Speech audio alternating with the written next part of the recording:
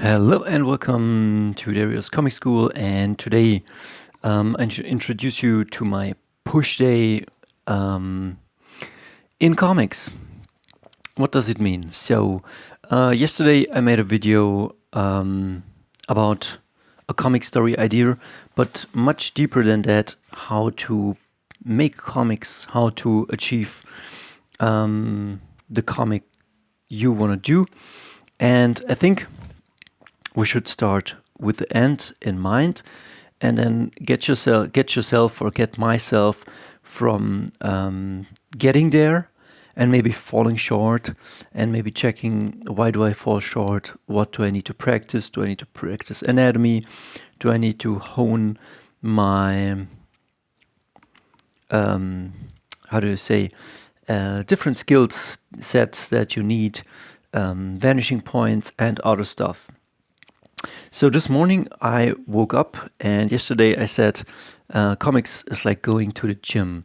So if you wonder why you can't really draw or make comics, and I have some great examples here that will take away your fear, let me grab The Big Fat Kill from Frank Miller, and some different omens and things I recognized, and let me tell you how my day went so far.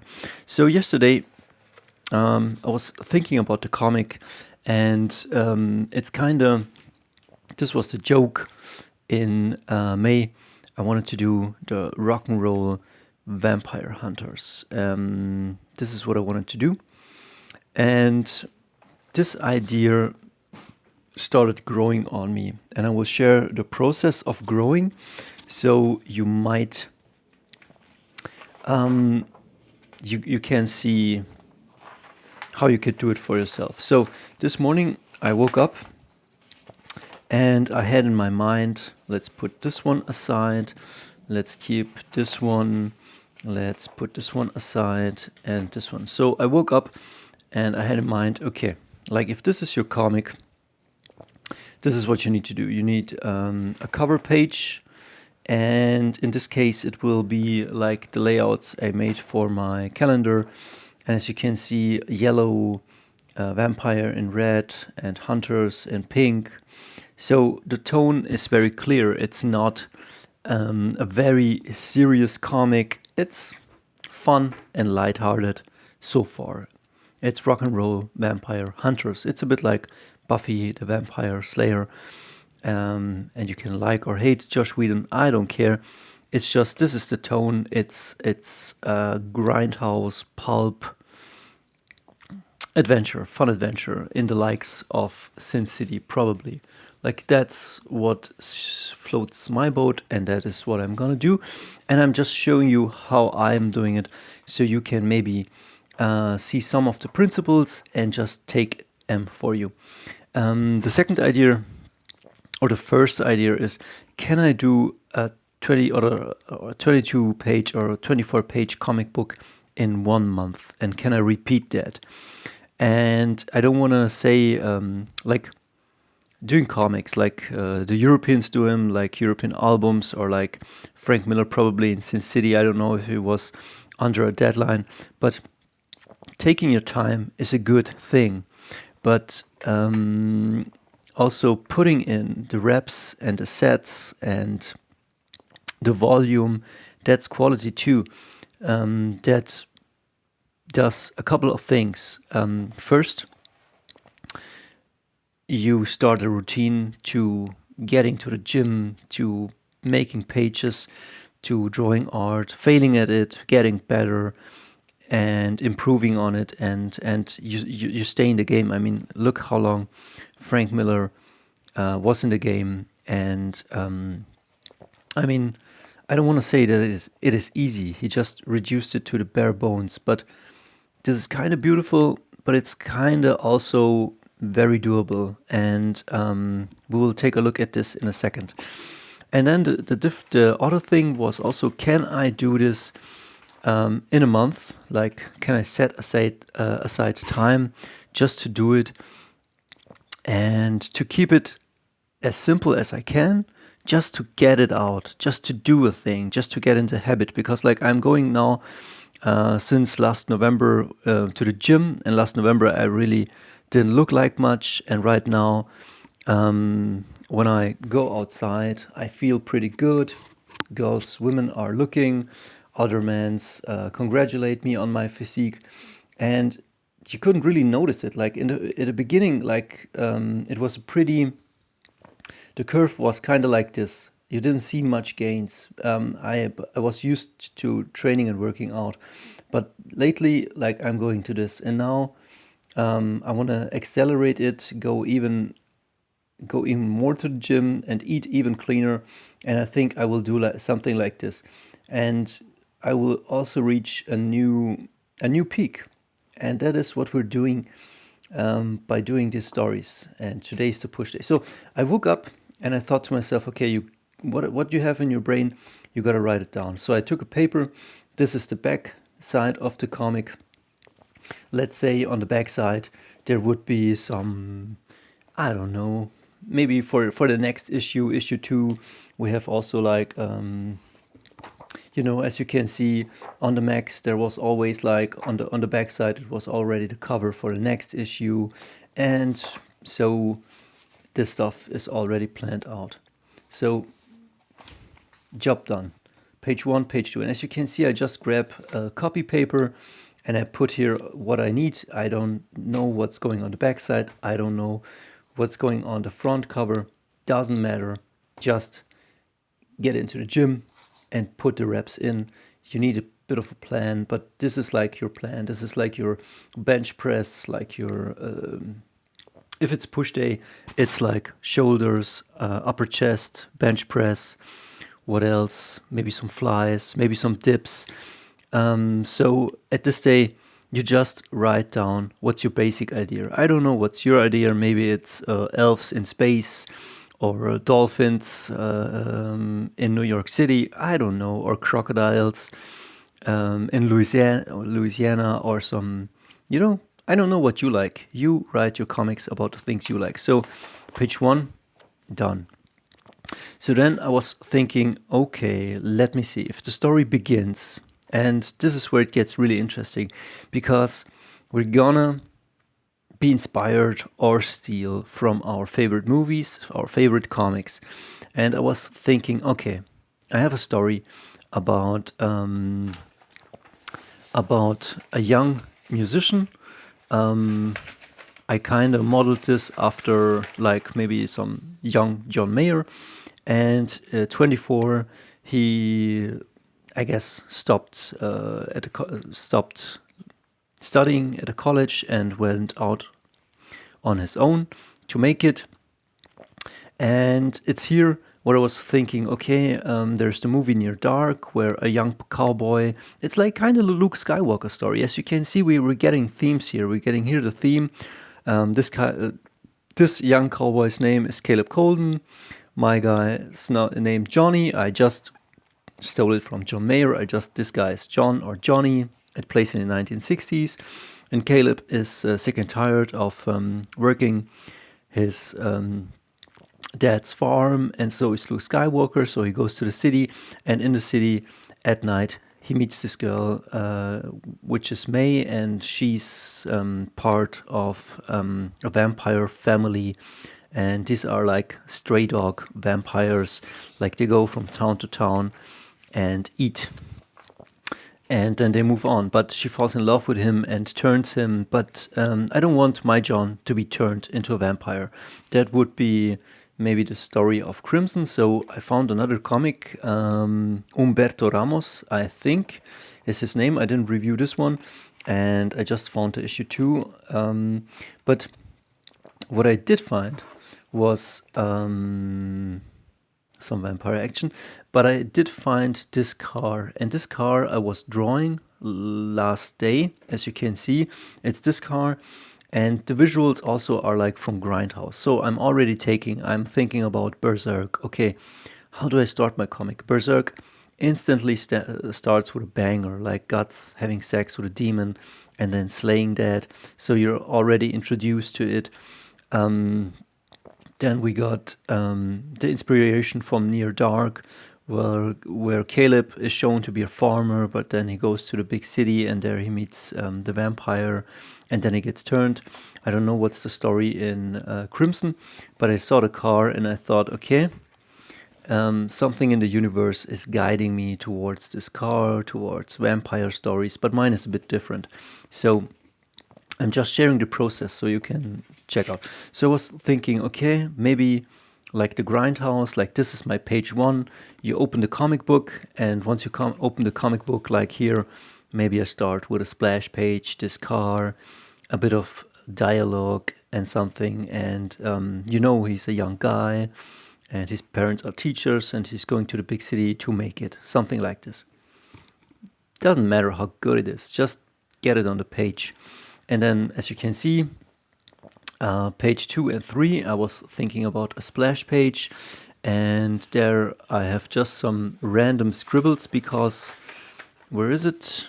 This was the page I was kind of thinking. As you can see, it's a 1960s Buick Electro, I think, and here music is playing, and I would do then a reference so I could, like, I'm creating a movie, but not to get into movies. I just want to do comics, like Frank Miller. Like it's not that I don't care about movies. I care very much about movies, but my medium for now is comic. And so we start. I think I cannot use this one again, but we see the guy and we see a guitar case and he's telling the story. And I don't know, like the last pickup artist already started with a guy and his driving wheel. And then I was asking myself, when do I have to introduce a sexy babe within the first pages? Because I was looking at a couple of pages, and as I know, John Mayer, when he went to music school or Berklee College, he realized he doesn't have to be the best guitarist in the world. He just has to be hearable, a pop artist. And so if we have the max, like it starts here, and then on page 2 already we have a sexy babe, and we have a thread, and we have some beautiful panels, and right away we have almost action. But we don't get it right away. But the comic sets up the action, and it's not yet a fight. So what's the genre? I don't know, but we get some beautiful babes. They look cool, some great visuals of muscle man, and you can say Darwin Cook said, "Man, stop doing comics for perverted 45-year-olds." I agree with that, but I'm not doing comics for children. If you want to do comics for children, do you? I'm eager to read that, and I would love you to do that, but I think I realized that I want to be the Quentin Tarantino and the Robert Rodriguez of comics. So that's my niche. That's what I am, and I'm kind of also like the Near Dark of comics, the John Carpenter of comics, and the, you know what I mean. That's what I found out. So I was thinking, okay. And here's some Tito and Tarantula music. So we got a splash page, we introduce him, and then maybe a duct-taped Winnebago comes up, and he sees the Winnebago passing him by, and something menacing looks at him, and here we introduce this vampire scum family. I don't know if I can steal it right away from Near Dark. I think I can't, but maybe this is just a comic lesson, so maybe I can, and I probably won't steal 1-to-1. The ratio, I will adapt what I need, but he sees some scary people passing him by. And then I was thinking, okay, what else do I need? And I think this page comes then after this. I was thinking, okay, write down the characters, everything you need. Like, these are the ingredients for the cake I'm baking. So I have here the vampire scum, and it's a stray dog vampire family, and they have May, the sweet one. Then they have Jesse Hooker, the leader, Severin, the reckless one, Homer, the child vampire, Diamondback, the mother of the vampire clan, very strong, but she's the mother. And I don't know if I take these ones, but these ones are archetypes. You have the leader, you have the sweet one, you have the reckless one, you have the child, you have the mother of the group, and you can take these archetypes for every group. Like in the X-Men, maybe May would be Jane Grey. You would have Cyclops here. You would have here, I don't know, who's the reckless one? Gambit. Who's the child? Jubilee. Who's the mother of the group? Maybe Storm. You see what I mean? Like this is just archetypical. And so you can mix it up. And then I thought to myself, okay, the evil ones are okay. Like they can be, and I don't want to be those enemies just to be cookie cutter, but this is level 1 enemies, but they should be a threat and menacing. I will flesh them out, but I don't want to go too far. Like, and then the good ones. So what is my team? What is the team? Like we have John, who sets out to be a great musician or to find a band. And he's the young boy, maybe he's our lance into this world.